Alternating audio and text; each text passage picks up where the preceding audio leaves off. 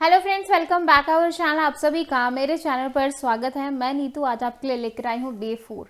आप सभी को पता है कि हम जो है यूपी लेक्चरर की तैयारी कर रहे हैं। ठीक है, यूपीए के अंदर जो आपकी लेक्चरर की पोस्ट आई है उसके लिए हमने क्रैश कोर्स स्टार्ट किया है, जिसके अंदर हमारे 3 दिन कंप्लीट हो चुके हैं। डे 4 आज हम डिस्कस करेंगे। ठीक है, लास्ट क्लास का अगर मैं बात करूँ, फटाफट क्विक रिवाइज कर लेते हैं कि लास्ट क्लास में हमने क्या किया था। लास्ट क्लास में हमने मेमोरी ऑर्गेनाइजेशन को शुरू किया था, जिसमें हमने जो है रैम वाला और उसके सेकेंडरी मेमोरी ये सब कंप्लीट कर लिया था। बस हमारी एक मेमोरी रहती थी, कैशे मेमोरी, जो आज ही क्लास में हम पढ़ने वाले हैं। ठीक है, सिलेबस जो है हमें थोड़ा सा फास्ट करना पड़ेगा भाई, क्योंकि आपका सिलेबस बहुत ज़्यादा वाइड है और 40 दिनों में 20 सब्जेक्ट करना बहुत बड़ी बात है। और सब्जेक्ट भी आपके कोई छोटे नहीं हैं, सब बड़े बड़े सब्जेक्ट्स हैं। ठीक है, तो क्लास थोड़ी सी लेंदी करेंगे और सिलेबस को थोड़ा सा ट्राई करेंगे कि हम टाइम पर कंप्लीट कर सके, ताकि आप रिवीजन के लिए भी थोड़ा बहुत टाइम दे पाओ। ठीक है, तो उस चीज़ के लिए जो है मैंने आप सभी से टाइम के लिए पूछा था कि प्लीज़ आप सब टाइम बता दीजिए कि किस क्लास पे टाइम हो। एक टाइम फिक्स हो जाएगा तो बच्चे जो है वेट नहीं करेंगे क्लास का, कि जो बच्चे कहते हैं मैम पूरा दिन वेट करते हैं, हमें पता नहीं चलता कि किस टाइम क्लास आ जाती है। तो भाई टाइम जो है आप मुझे एक बार बता दो प्लीज़। कुछ बच्चे आपस में जो टेलीग्राम ग्रुप पे बच्चे हैं, अगर जिसने टेलीग्राम ग्रुप को ज्वाइन नहीं किया वो टेलीग्राम चैनल को ज्वाइन कर लीजिए। ठीक है, और एक जो टाइम है ना, एक प्रॉपर फिक्स टाइम मुझे बता दीजिए कि 3 से 4 क्लास आए, या फिर 2 से 3 आए, या फिर 11 से 12 आए, या फिर शाम में जो है आपका रात में 7 से 8, 9 से 10, जो भी आपको एक परफेक्ट टाइम लगे वो आप मुझे बता देना। ठीक है, फिर उसी टाइम पे जो है प्रॉपर हम क्लासेस लेकर आएंगे। ठीक है, ताकि आपको पूरा दिन वेट ना करना पड़े, आपको एक फिक्स टाइम पता हो किस टाइम पे क्लास आएगी। ठीक है, तो टाइम का थोड़ा इशू है, टाइम प्लीज़ मुझे बता देना, क्योंकि लास्ट क्लास में मैंने पूछा था तो सभी का ही टाइम वेरी कर रहा था, किसी का कुछ था किसी का कुछ था, एक दो बच्चे का भी सेम नहीं था। ठीक है, तो टाइम का थोड़ा इशू है, टाइम मुझे बता देना। ठीक है, क्लासेस को हम थोड़ा लेंदी करेंगे। सभी बच्चे कह रहे हैं मैम क्लास थोड़ा लेंदी होनी चाहिए। बिल्कुल होनी चाहिए भाई, क्योंकि अगर लेंदी नहीं हुई तो सिलेबस नहीं होगा। क्योंकि 20 सब्जेक्ट 40 दिनों में, और फिर जो है उनके रिवीजन भी करना एक बहुत बड़ा चैलेंज है अपने आप में, इतना सारा सिलेबस करवाना। ठीक है, तो चलिए भाई आज की क्लास में हम कैशे मेमोरी को स्टार्ट करते हैं। तो कैशे मेमोरी कहाँ होती है आप सभी को पता है कि रजिस्टर्स तो आपके जैसे यहाँ पे हम डायग्राम में ही देखते हैं, बाद में हम थ्योरी की तरफ जाएंगे। पहले थोड़ा सा प्रैक्टिकल देखो। क्योंकि आपके जो ये डायग्राम है ना मेमोरी ऑर्गेनाइजेशन का, ये आपके माइंड में सेट होना चाहिए कि भाई यहाँ पे रजिस्टर्स हैं, यहाँ पे आपकी कैशे है, देन रैम है, देन आपकी जो मेन मेमोरी रैम रोम, फिर आपकी सेकेंडरी मेमोरी है। ठीक है, ये जो कंसेप्ट है ना ये आपको क्लियर होना चाहिए। ठीक है, ओके।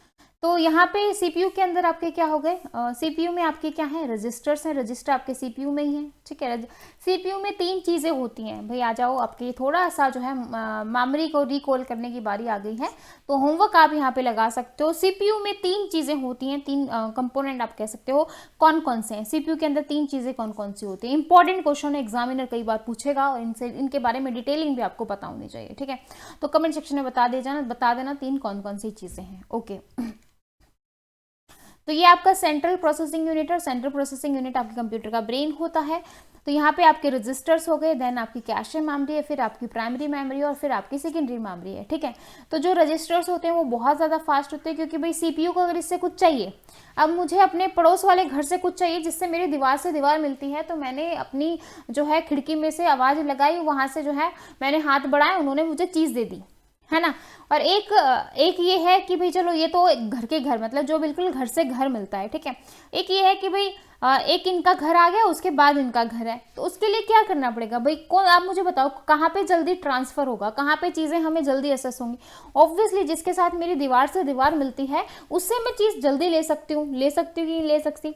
एक ये है कि भाई एक घर छोड़ के दूसरे घर से मैं अगर आवाज़ लगा रही हूँ या उनसे बात करती हूँ, या तो मुझे नीचे ही जाना पड़ेगा, या मुझे उनसे कुछ लेके आना है तो भाई मुझे जाना पड़ेगा। ऐसा नहीं है कि मैंने हाथ तक लंबा किया और मुझे चीज़ मिल गई। ठीक है, तो सेम काम जो है आपका मेमोरी का है। देखो कोई भी चीज़ पढ़ते हो ना, तो अपनी रियल लाइफ से जो है कुछ एग्जाम्पल निकाला करो, जिससे आप समझ पाओ कि चीज़ें एक्चुअल में काम क्या कर रही हैं। ठीक है, उसके बाद कैशे मेमोरी का आता है।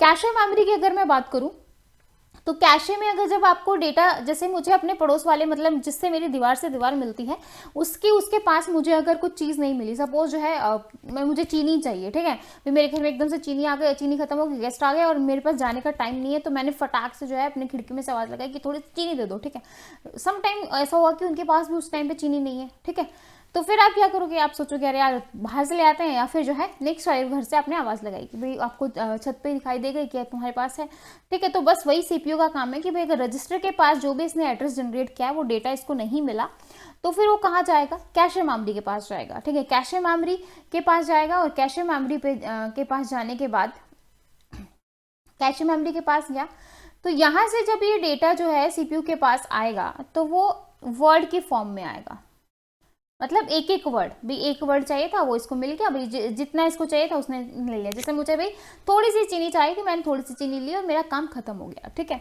सपोज आपको कैशे मेमोरी के पास भी डेटा नहीं मिला, तो आप जाओगे प्राइमरी मेमोरी के पास, ठीक है। प्राइमरी मेमोरी के पास जब आप जाओगे तो यहाँ पे तो भाई देखो, यहाँ से तो मैं एक वर्ड ले रही थी क्योंकि मेरे घर के पास था, भाई मुझे लगा कि मुझे जरूरत होगी तो मैं फिर ले लूंगी, कोई दिक्कत वाली बात तो है नहीं। अब देखो आप जा रहे हो आप मार्केट में, अब सोचोगे यार मार्केट में तो जा ही रहे हैं, अब एक चीज क्या लेके आएंगे, अगर भाई घर में 10 चीजों की जरूरत है, सोच रहे हैं ना कि सारी की सारी ले आए, मतलब जितना हो सकता है उतना तो लेके आए, ठीक है। तो यहाँ पे जो डेटा आता है वो आपका ब्लॉक में आता है, ठीक है। और जब सेकेंडरी, सपोज यहाँ पे भी आपको डेटा नहीं मिला तो आप जाते हो लास्ट में, आपके पास है आपका जैसे बिग बाजार हो गए बड़े बड़े, ठीक है, तो जहाँ पे आप जो है पूरा अपने जो घर का राशन, जो महीने का 2 महीने का जो भी आप लेके आते हो वो पूरा वहाँ से लेके आते हो, ठीक है। तो फिर आप पहुँच गए सेकेंडरी मेमोरी के पास और सेकेंडरी मेमोरी से आपने पूरे का पूरा पेजेस ले लिया, मतलब जिसको आप पेज कहते हो, ठीक है। तो एक नॉर्मल सी बात है कि सेकेंडरी मेमोरी से प्राइमरी में आएगा तो पेज की फॉर्मेट में आएगा, प्राइमरी से कैशे में जाएगा तो ब्लॉक में, और कैशे से सीपीयू में आएगा वर्ड में। इतनी इंपॉर्टेंट चीज़ें हैं ये, इनको अच्छे से याद कर लेना। तो सबसे फास्ट यहाँ पे कौन हुआ, क्वेश्चन अगर मैं यहाँ पर पूछूं तो सबसे फास्ट कौन है, सबसे फास्ट कौन है, रजिस्टर्स। रजिस्टर्स नहीं अवेलेबल नहीं है तो कैशे मेमोरी, कैशे नहीं है तो मेन मेमोरी, और सेकेंडरी मेमोरी तो आपकी स्लो होती है, ये आपको पता है ना। अब अगर मैं आपसे बोलूँ कि कौन कितना स्लो होता है प्राइमरी, अब मैं यहाँ पे आपको एक होमवर्क ही दे देती हूँ क्योंकि मैं ऑलरेडी ये चीज़ें आपको करवा चुकी हूँ, एक तरीके की रिवीजन ही थी। आ जाओ होमवर्क के ऊपर, नोट डाउन करो जस्ट अभी और मुझे बताना प्राइमरी मेमोरी से कैशे मेमोरी जो है कितना फास्ट होगी, अप्रॉक्सीमेट कितना डिफरेंस होगा, और सेकेंडरी मेमोरी से प्राइमरी मेमोरी के बीच में कितना होगा, ठीक है। और रैम और रोम का जो रोम है उसका रिफ्रेश रेट कितना होता है वो भी बता देना, ठीक है। क्लियर है भाई, ओके। तो data transfer between cache and main memory in form of block, समझ में आया। मेन यहाँ पे जो मुझे पॉइंट आपको समझाना था वो ये समझाना था कि जब मेन मेमोरी से कैशे मेमोरी में जब आपका डेटा ट्रांसफर होता है वो ब्लॉक की फॉर्म में होता है, समझ में आया। और सेकेंडरी मेमोरी जो प्राइमरी मेमोरी का जो कंसेप्ट है वो हम ऑपरेटिंग सिस्टम में पढ़ते हैं, जहाँ पे आपने पेजेस और सेगमेंटेशन पढ़ा है, आपने सुना है ना, पेजेस में हम पूरे पेज का पेज ले आए, ये सब चीजें, ठीक है, जो हम ऑपरेटिंग सिस्टम में करेंगे। तो यहाँ पे डेटा ट्रांसफर किस में हुआ, ब्लॉक की फॉर्म में। तो data transfer between cache and CPU in form of words, ठीक है।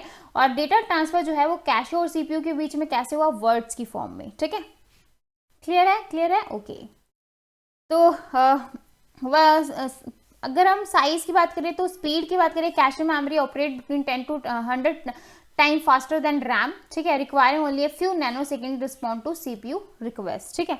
The name of actual hardware is used to cache memory is high speed static random access memory, और आपको डायनामिक एस रैम और D RAM तो आप already कर चुके हो, डिफरेंस दे चुके हो, कर चुके हो ना, तो ये तो मुझे करवाने की जरूरत नहीं क्योंकि लास्ट क्लास में हमने किया था, और जिसने लास्ट क्लास नहीं देखी है प्लीज़ देख लीजिए।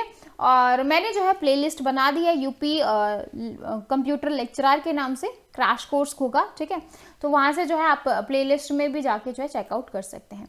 अब हम बात करते हैं टाइप ऑफ कैशे मेमोरी। इतना इंपॉर्टेंट है ये टॉपिक, यहाँ से एग्जामिनर क्वेश्चन डालता ही डालता है, टाइप ऑफ कैशे मेमोरी, ठीक है।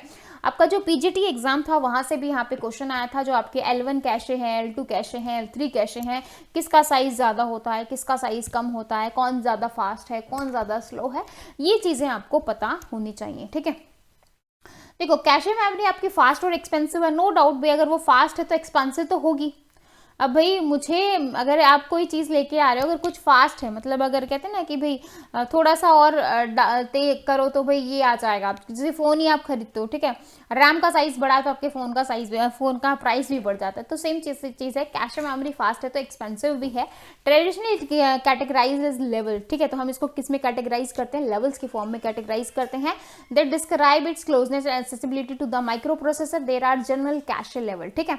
तो 3 लेवल्स होते हैं आपके। सबसे पहला है L1 cache, then L2 cache और फिर आपका L3 कैशे। तो मैं इस तरीके से L1, L2 और L3, ठीक है, तो ये आपके कैशे हो गए। तो L1 कैशे की अगर मैं बात करूँ तो L1 कैशे जो है वो आपका क्या होता है, प्राइमरी कैशे है, जो कि एक्सट्रीमली फास्ट होता है बट रिलेटिवली स्मॉल। ऑब्वियसली भाई अगर ये फास्ट है तो साइज जो है वो इसका क्या होगा भाई, स्मॉल होगा।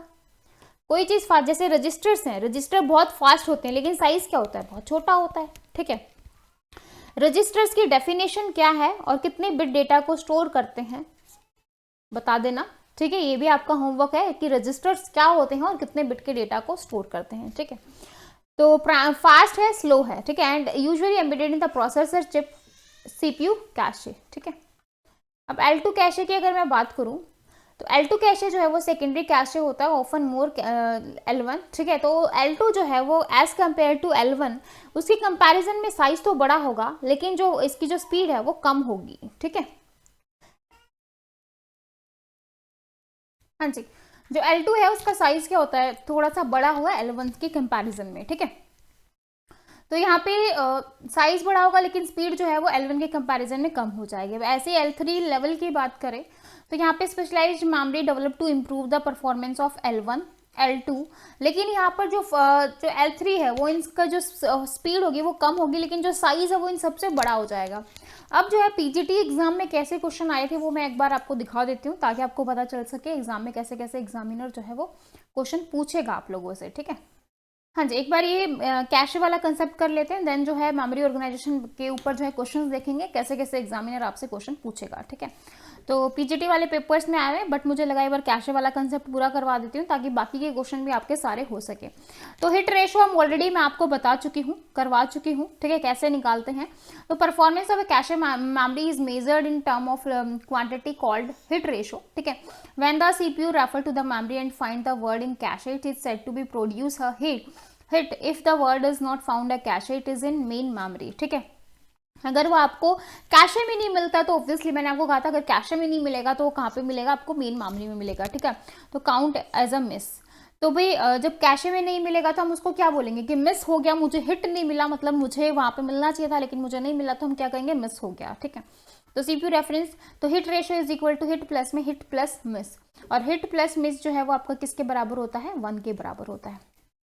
तो ये चीज़ हम ऑलरेडी डिस्कस कर चुके हैं। आगे देखिए, अब ये आपका कैशे मेमोरी है। देखो मतलब मैपिंग किस तरीके से करोगे जब आप मेन मेमोरी से डेटा जो है कैशे मेमोरी में लेकर आओगे। तो जैसे जब आप सेकेंडरी मेमोरी से डेटा मेन मेमोरी में लेकर आते हो तो आपका आप यूज़ करते हो पेजिंग और सेगमेंटेशन का। तो वैसे ही जब आप कैशे मेमोरी से मेन मेमोरी से डेटा कैशे मेमोरी में लाओगे तो यहाँ पर भी कुछ मैपिंग होती है, ठीक है, जिसको आप कैशे मैपिंग यूज़ करते हो। तो ये कैशे मेमोरी का एड्रेस है, ये एड्रेस है और डेटा है, ठीक है, ये आपका मेन मेमोरी है। तो किस तरीके से करेंगे, तो ये इसके लिए हम यूज करते हैं कैशे मेमोरी मैपिंग का। क्या यूज करते हैं, cache memory mapping. IT is a technique by which content of main memory is brought into the cache memory. It is the transformation of data from main memory to cache memory. तो यहाँ पे देखिए आप, तो ये आपके registers हैं, ठीक है, ये आपके कैशे है, ये आपका मेन मेमोरी है और ये आपकी सेकेंडरी मेमोरी है, ठीक है। तो अब देखो यहाँ पे एक चीज समझना जिससे आपको नेक्स्ट लेवल का जो टॉपिक है वो भी समझ में आएगा। जब हम डेटा मेन मेमोरी से कैशे में लेकर आते हैं तो ब्लॉक आता है पूरा।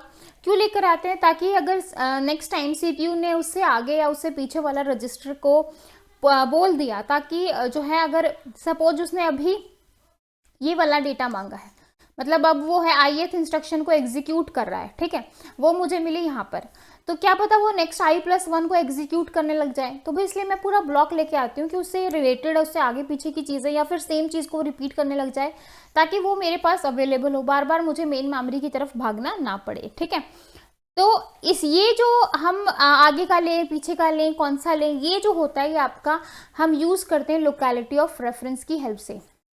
जो लोकेलिटी ऑफ रेफरेंस है वो आपका यहाँ पर इसीलिए यूज़ होता है ताकि हम डेटा को जो मेन मेमोरी से कैशे में लेकर आते हैं तो कौन सा डेटा हमें लेकर आना चाहिए, ठीक है। तो कई बार एग्जाम में क्वेश्चन आता है कि कैशे मेमोरी में हम क्या यूज़ करते हैं, लोकेलिटी ऑफ रेफरेंस या रेफरेंस ऑफ लोकेलिटी, ठीक है। क्लियर है भाई। तो लोकेलिटी ऑफ रेफरेंस का जो कंसेप्ट है वो आपका कैशे मेमोरी में आता है, ठीक है। तो यहाँ पे आपकी एक कैशे मेमोरी है, ये आपकी मेन मेमोरी है, ठीक है, और ये आपका सीपीयू है। तो 3 तरीके से आप मैपिंग कर सकते हो। पहला है आपका एसोसिएटिव मैपिंग, सेकंड है आपका डायरेक्ट मैपिंग और थर्ड है आपका सेट एसोसिएटिव मैपिंग, ठीक है। तो डायरेक्ट मैपिंग की अगर मैं बात करूँ, 3 मेथड होते हैं आपकी। ये डायरेक्ट मैपिंग बिल्कुल सिंपल टेक्निक है। यहाँ पर कोई भी हम जो है मैपिंग फंक्शन यूज़ नहीं करते। डायरेक्ट मैपिंग में कोई भी मैपिंग फंक्शन यूज़ नहीं करेंगे। मतलब मैं डेटा यहाँ पर लेकर आ रही हूँ, मैं कहीं पर भी रख देती हूँ, मतलब मुझे कोई फिक्स नहीं है कि मुझे इस स्लॉट पे ही वो डेटा रखना है, ठीक है। ये एक सिंपलेस्ट टेक्निक है। डायरेक्ट मैपिंग है, map each block of main memory into only one possible cache line, or in direct mapping assign each memory block to a specific line in the cache if a line is previously taken by a memory block when a new block needs to be loaded, ठीक है। The old block is trashed and address space is split into the 2 parts, index, flags and tag filled, ठीक है। तो index और tag मैं आपको already बता चुकी हूँ। Cache is use to store the tag field, मतलब ये जो है हमारा टैग और इसमें जो है डिवाइड हो जाता है। जो हम डायरेक्ट मैपिंग करते हैं ना, तो ये हमारा इंडेक्स और टैग में इस तरीके से डिवाइडेड हो जाएगा। तो यहाँ पे सीधी सी बात ये है कि यहाँ पे हम कोई भी मैपिंग एड्रेस यूज़ नहीं करते हैं, कोई मैपिंग हम यहाँ पर यूज़ नहीं कर रहे हैं।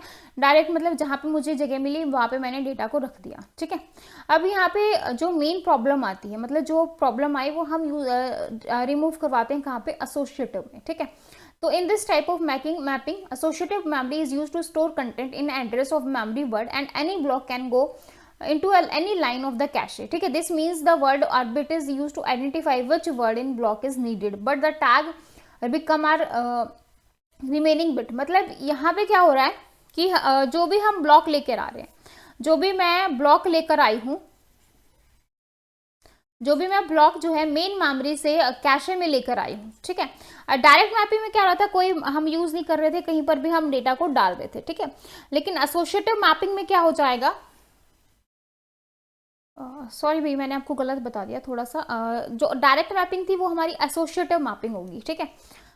जो मैं आपको बता रही हूँ कि डायरेक्ट हम कहीं पर भी ले आते हैं वो हम एसोसिएटिव मैपिंग में करेंगे। मतलब यहाँ पे हम कोई भी मैपिंग फंक्शन यूज नहीं कर रहे हैं एसोसिएटिव मैपिंग के अंदर, ठीक है। देखो यहाँ पे मैंने कोई भी मैं कंटेंट लेके आई, कोई भी मैं ब्लॉक लेके आई, कहाँ से, मेन मेमोरी से, वो मैंने कैशे में कहीं पर भी डाल दिया। ऐसी कोई लोकेशन फिक्स नहीं है कि भाई मुझे 0th पे डालना था या 1th पोजीशन पे या 2nd पे, मतलब जहाँ पे मुझे जगह मिली वहाँ पे मैंने उसको डाल दिया, ठीक है। तो ये था आपका एसोसिएटिव। मैंने बाई मिस्टेक वो डायरेक्ट मतलब थोड़ा कंफ्यूजिंग हो गया, तो इस वजह से ये क्लियर, इसको ठीक कर लेना, ठीक है। एसोसिएटिव मैपिंग ऐसी होती है जहाँ पे हम कोई मैपिंग फंक्शन यूज नहीं करते हैं और यहाँ पे जो है हम कोई भी डेटा, कोई भी ब्लॉक जो है कहीं पर भी डाल देते हैं। Etch word is needed but the tag become of all remaining bits. This enable the placement of any word at any place in cache memory. मतलब हम जो है कहीं पर भी किसी भी वर्ड को कहीं पर भी जो है कैशे मेमोरी में रख देते हैं। It is considered to be fast होता है क्योंकि मुझे कुछ देखने की जरूरत नहीं, मुझे जहां जगह मिल गई वहां पे मैंने कर दिया, ठीक है। मोस्ट फ्लेक्सिबल मैपिंग फॉर्म, ठीक है। बस वही है कि समटाइम प्रॉब्लम ही आ जाती है कि सभी ब्लॉक फिल्ड हो, मुझे सब जगह चेकआउट करना पड़ेगा, इसलिए जो है यहाँ पे आपकी डायरेक्ट मैपिंग आई। डायरेक्ट मैपिंग में क्या होता है कि हम चेक करते हैं, चेक करेंगे कि भाई मुझे जो है वो कहाँ पर डालना है। किस तरीके से चेक करेंगे वो देख लो एक बार। हाँ जी, तो डायरेक्ट मैपिंग में क्या होगा, हम कैशे फंक्शन को यूज, सॉरी मैपिंग फंक्शन को हम यहाँ पर यूज करेंगे, ठीक है। Mapping function used. अब कैसे, सपोज जो है K mod N is equal to I, ठीक है। तो के यहाँ पर क्या है कि कौन सी प्लेस पे जो है आपको डालना है, तो यहाँ पे मेमोरी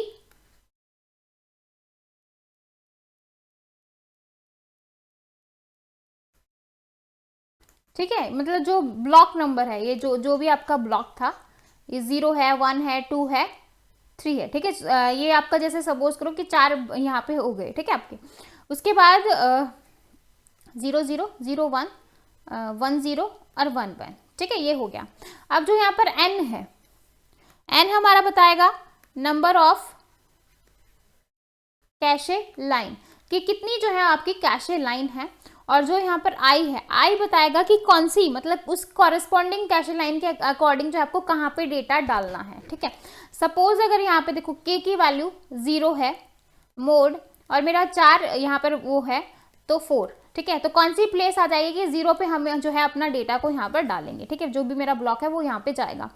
नेक्स्ट 1 मोड 4 कहाँ पे जाएगा, 1 पे। 2 मोड 4 कहाँ पे जाएगा, 2 पे। 3 मोड 4 कहाँ पे जाएगा, 3 पे। 4 मोड 4 कहाँ पे जाएगा, 0 पे। 5 मोड 4 कहाँ पे जाएगा, 1 पे। इस तरीके से जो है मतलब मैपिंग फंक्शन यूज करते हैं, जिसे हमें पता चलता है कि कहाँ पर जो है डेटा को हम डालें। ठीक है, बहुत ज़्यादा डिटेलिंग मैंने नहीं बताई है, लेकिन बस आपको एक ओवरव्यू दे दिया कि ऐसे ऐसे चीज़ें वर्क करती हैं। ठीक है, अब नेक्स्ट आपका सेट एसोसिएटिव मैपिंग। तो ये जो है एक आपका एनहांस्ड वर्जन है किसका, डायरेक्ट मैपिंग का, where the drawback of direct mapping are removed. यहाँ पे जो डायरेक्ट मैपिंग की जो ड्रॉबैक थी वो रिमूव की जाती है। Set associative address the problem of possible thrashing in direct mapping method. It does by saying the instead of having exactly one line that block map to in the cache. We will group a few line together creating a set. Then a block in a memory can map any one of the line of a specific set. Set associative mapping allow to cache a word that is present in cache can have 2 or more words in the main memory. ठीक है, तो set associative क्या होता है, enhanced version है। जो भी हमारी डायरेक्ट मैपिंग प्रॉब्लम आती है वो हम यहाँ पर रिमूव करवाते हैं। ठीक है, अब एप्लीकेशन देखो, एप्लीकेशन क्या होती है कैशे मेमोरी की। So usually the cache memory can store reasonable number of blocks at any given time, but this number is a small compared to that total number of block in the main memory. ठीक है, क्या बोल रहा है कि जो cache memory है वो स्टोर करता है reasonable number of block at any given time. लेकिन क्या होता है कि जो आपका कैशे का जो साइज है वो मेन मेमोरी से क्या होगा, छोटा होगा कि नहीं होगा। ठीक है, बस ये चीज आपको पता नहीं चाहिए। Corresponding between the main memory block and those cache memory specific mapping function. ठीक है, अब नेक्स्ट बात करते हैं लोकेलिटी ऑफ रेफरेंस की। बहुत इंपॉर्टेंट टॉपिक है ये आपका मेमोरी ऑर्गेनाइजेशन वाला, कंप्लीट आपको पता होना चाहिए। ठीक है, लोकेलिटी ऑफ रेफरेंस हम क्यों यूज करते हैं, कहाँ यूज करते हैं, क्लियर है। Since size of a cache memory is less compare to the main memory, so to check which part of main memory should be given priority. मतलब जो कैशे मेमोरी का जो साइज है, ये आपकी कैशे मेमोरी है, ये आपकी मेन मेमोरी है। कैशे मेमोरी का साइज छोटा है, मेन मेमोरी का साइज बड़ा है। ठीक है, तो हम कौन से पार्ट को प्रायोरिटी दें, मतलब किस पार्ट को हम प्रायोरिटी दें कि नेक्स्ट चांसेस इसी के हैं। देखो कंफर्म तो किसी को नहीं पता होता भाई, तैयारी तो हम सोचते हैं कि भाई इस एग्जाम की भी कर लें, इस एग्जाम की भी कर लें, और हम दिल से तैयारी करते भी हैं। सभी बच्चे जो हैं बहुत मेहनत भी करते हैं, लेकिन हम नहीं जानते ना कि रिजल्ट क्या आएगा, कहाँ पे हम लैक हो जाएंगे, कहाँ पर क्या फाइनल बनने वाला है। ठीक है, तो सेम वही है कि प्रायोरिटी किसकी है, मतलब हम जो है 4 एग्जाम की प्रिपरेशन करते हैं, तो उसमें एक एग्जाम ऐसा होगा जिसको हम चाहते हैं कि यहाँ पर मेरा हो जाना चाहिए। ठीक है, प्रायोरिटी हम उस एग्जाम को रखते हैं, लेकिन फिर भी अगर नहीं होता तो बाकी के ऑप्शंस तो आपके पास अवेलेबल हैं। तो सेम यहाँ पे यही है कि main memory should be given priority and loaded in cache is decided base on, किसके बेस पे डिसाइड होता है, लोकेलिटी ऑफ रेफरेंस से। ठीक है, कि किसके चांसेस हैं कि नेक्स्ट जो है सीपीयू इसको एग्जीक्यूट करे। तो locality of reference is also called as principle of locality. Ability of cache memory to improve the computer performance relies on the concept of locality reference. Locality describe various situations that make a system more predictable. Cache memory take advantage, 2 type होती हैं, ये आपको पता होना चाहिए। एक होता है टेम्पोरल लोकेलिटी और सेकंड होता है आपका स्पेशल लोकेलिटी। टेम्पोरल में क्या होता है कि यहाँ पर जो प्रोग्राम है असेस करता है one memory address, there is a good chance to access in the same address again. मतलब भाई एक एड्रेस को असेस किया है, चांसेस है कि शायद वो सेम एड्रेस को फिर से असेस करने की कोशिश करे। लाइक आप फॉर लूप यूज करते हो, लूपिंग करते हो कि भाई एक बार I equal to 0, I is less than equal to 10, ठीक है, और आई प्लस प्लस करते हैं ना, ये लूप जो है वो 10 बार चलता है इस तरीके से। तो सेम है कि भाई जरूरी है क्या पता सेम डेटा को बार बार एसेस करने की कोशिश करे, तो लूप वाला मेथड लग जाएगा एग्जांपल। सेकेंड है आपका नियर बाई, कि भाई उसके आगे का उसके पीछे का वो यूज कर सकता है, तो ये रेफर करेगा असेसिंग वेरियस डेटा और resources that near each other. ठीक है, नेक्स्ट टॉपिक है आपका एसोसिएटिव मेमोरी।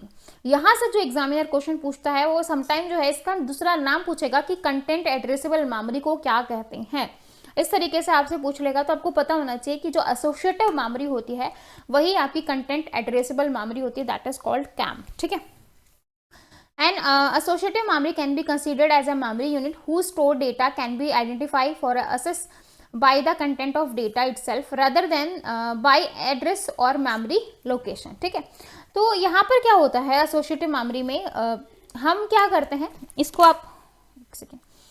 आप जो है कंटेंट एड्रेसेबल मेमोरी भी कहते हो. It is memory chip, each bit position can be compared in this, the content is compared in each bit cell.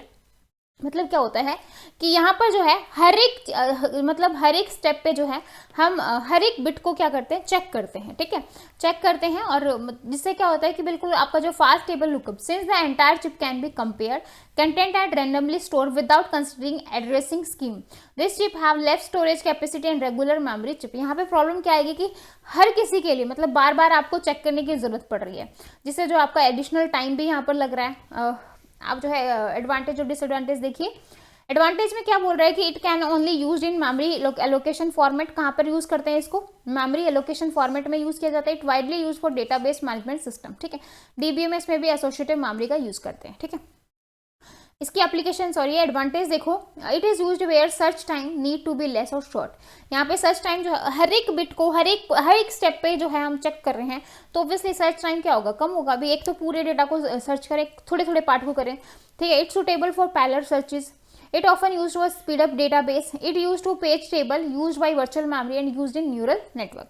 Problem क्या आती है, कॉस्ट में, क्योंकि हर एक टेबल को चेक करने के लिए हमें जो है यहाँ पर क्या चाहिए भी, हर एक स्टेप पे मैं कंपैरिजन करवा रही हूँ, तो मुझे लॉजिक सर्किट्स यहाँ पर जो है रिक्वायरमेंट है मैच करने के लिए. इसलिए जो इसकी कॉस्ट है वो रैम के कंपैरिजन में क्या हो जाती है, ज़्यादा हो जाती है, क्योंकि हर स्टेप पे चेक कर रहे हैं, तो कंपैरिजन भी तो कुछ ना कुछ मुझे चाहिए है ना. कंपेयर करने के लिए कुछ ना कुछ मेरे पास मेथड होने चाहिए. Its cell must have storage capability and logical circuit for matching its content. ठीक है, हमें सर्किट चाहिए ताकि हम उसको कंटेंट को मैच कर सकें, इसलिए जो है इसकी कॉस्ट क्या होती है, ज़्यादा होती है. ठीक है, कुछ क्वेश्चंस है मेमोरी के ऊपर, देन हम जो है पीजीटी के क्वेश्चंस देखेंगे. What is true about memory unit, memory unit के बारे में क्या सही है.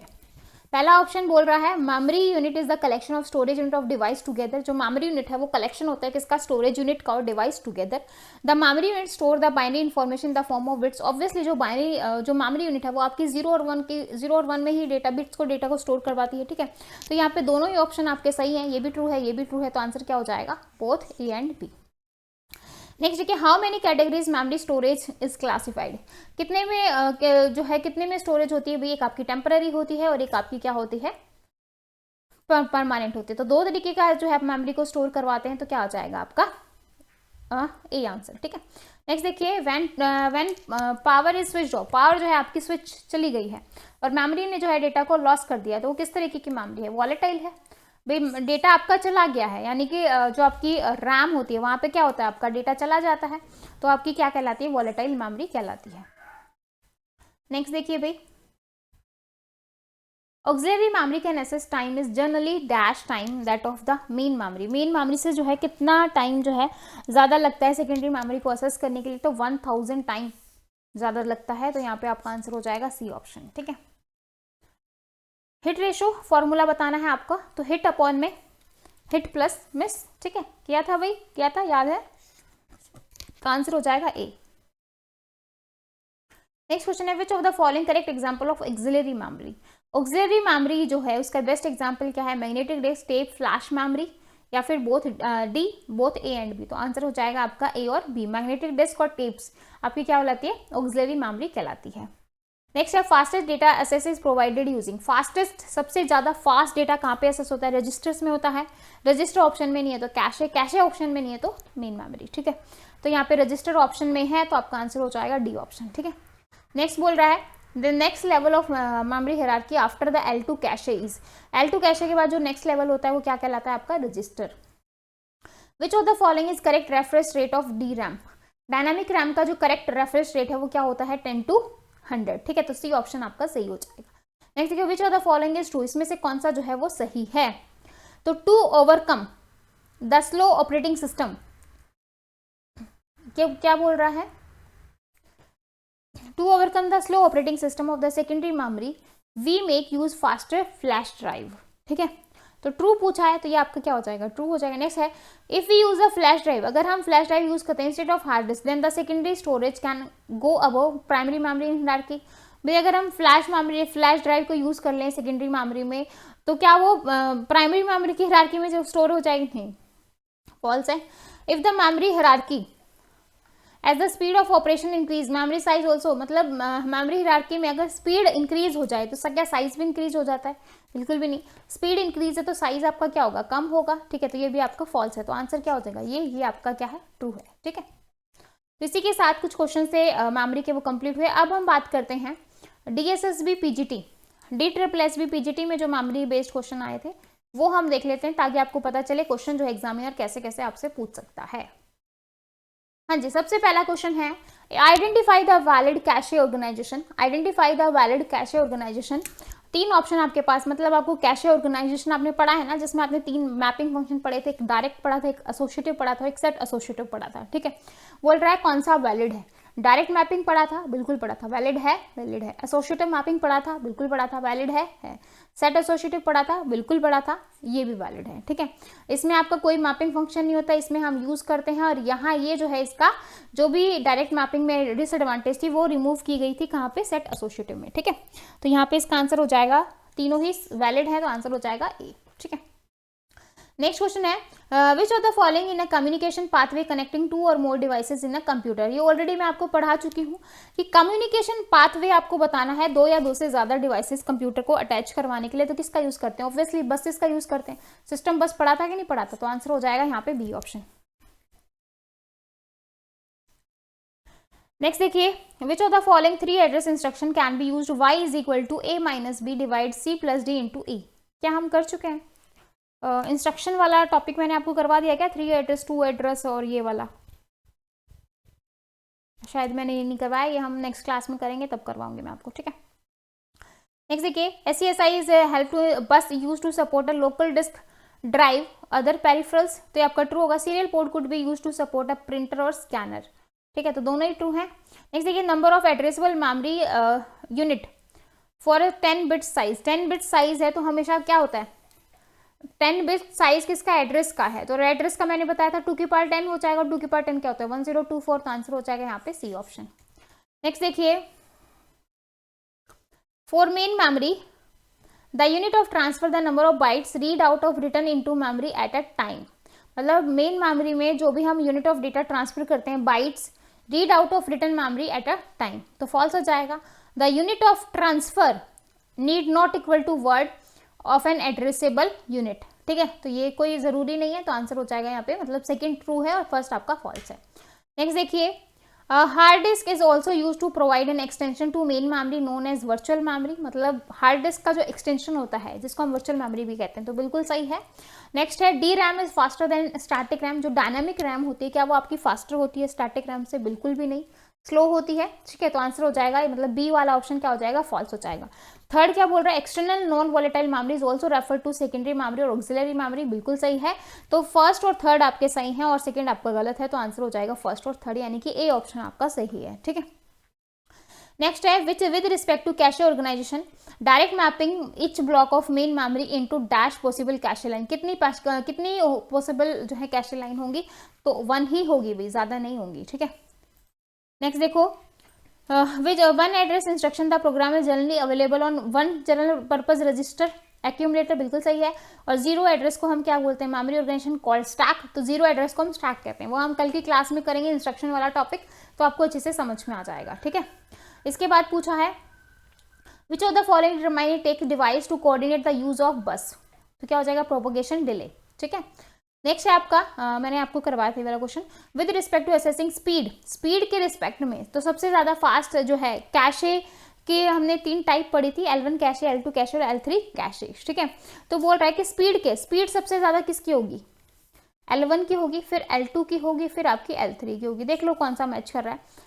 L1 की सबसे कम है, गलत है। L3 की क्या सबसे ज्यादा होगी? नहीं, L1 की सबसे ज्यादा, फिर L2, फिर L3, तो बी ऑप्शन आपका सही हो जाएगा। नेक्स्ट देखिए, with respect to peripheral component PCI, the letter of PCI stands for PCI।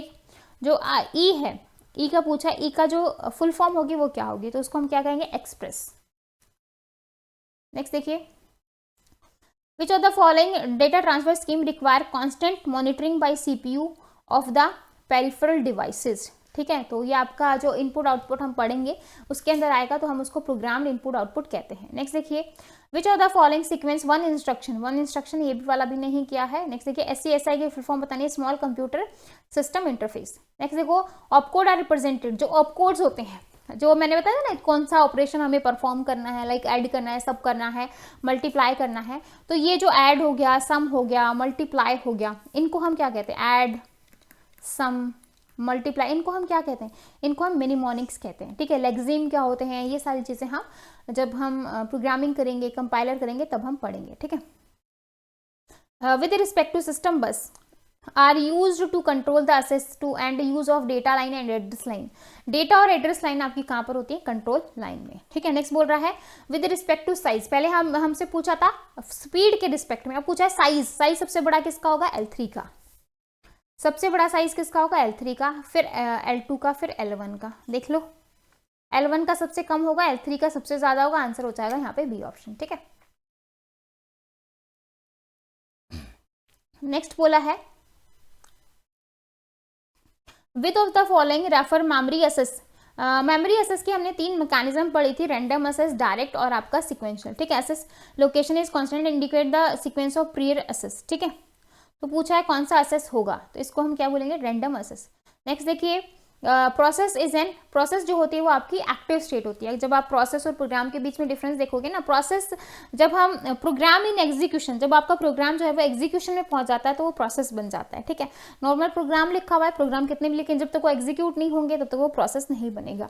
तो प्रोसेस आपकी एक्टिव स्टेट होती है, जो प्रोग्राम होता है वो आपका पैसिव स्टेट होता है। ठीक है, आपकी कंप्यूटर आर्किटेक्चर के क्वेश्चन यहीं पर कंप्लीट हो गए हैं, जितना हमने किया है। इसके बाद जो आपका टॉपिक रहता है, एक इंस्ट्रक्शन वाला रहता है, जिसमें हम 0 address, 1 address, 2 address, 3 address instruction देखेंगे।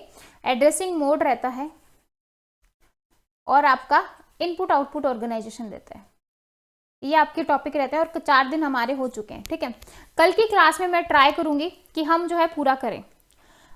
2 लंबी क्लास जाएगी कल वाली क्लास, तो हम जो है कल से तैयार हो जाओ भाई लंबी क्लासेस के लिए। ठीक है, क्योंकि कल हम जो है पूरा कंप्यूटर आर्किटेक्चर को कंप्लीट करेंगे और नेक्स्ट जो हमारा सब्जेक्ट है उसको स्टार्ट करेंगे, क्योंकि हमें जो है इतना टाइम नहीं है हमारे पास कि हम ज़्यादा टाइम लगा सकें। ऑलरेडी जो है 4 से 5 दिन लग जाएंगे एक सब्जेक्ट के अंदर। ठीक है, तो कल जो है हम ज़्यादा करेंगे, कवर करेंगे। और इंस्ट्रक्शन, एड्रेसिंग मोड, यहाँ से क्वेश्चन आता है।